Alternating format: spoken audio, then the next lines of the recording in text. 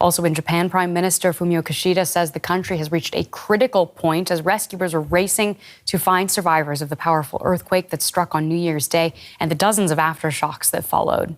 The death toll now has risen to 64 people, and there are fears that heavy rains predicted by forecasters could hamper the rescue work. Quake-triggered fires. Houses turned to rubble.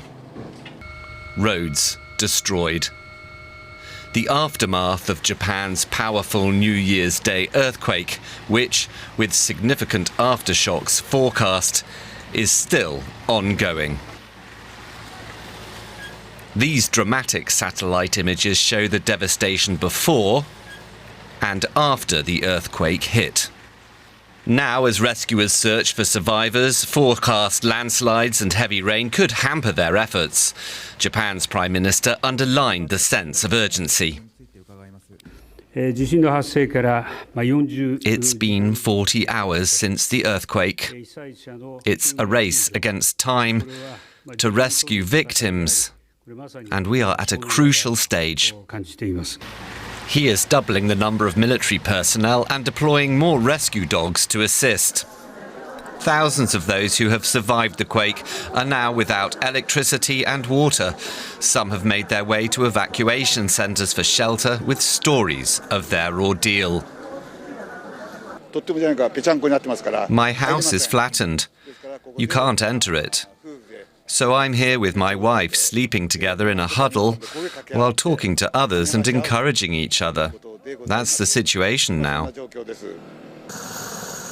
With scores of people dead and many feared trapped under collapsed housing, this is a natural disaster that is still unfolding. DW correspondent James Chater is following that story for us on Japan's west coast, and he gave us this update. Well, here in Kanazawa, this is a city that's a bit further south from the worst impacted regions that were mentioned in that report there. So in Kanazawa, we've seen damage to roads, we've seen some damage to housing, but it's really not on the scale that it has impacted those regions on the northern part of the Noto Peninsula. So this is cities like Wajima and Suzu. This is where the most urgent rescue operations are going to be ongoing this evening, despite the worsening conditions. But really across this region, across this western part of Japan, this feels like a region that's on edge. Right from landing at the airport in Komatsu a little bit further south, you saw really a continuous stream of Japanese self-defense forces helicopters moving north to try and continue those rescue efforts. Throughout the day, moving around this region, we've also heard consistent sirens. So the worst affected regions, as I mentioned, that northern part of Noto will continue to see rescue operations throughout the night.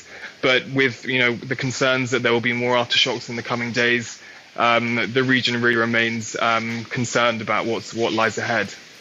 In addition to concerns of aftershocks, what are the other main challenges that rescue teams are facing right now?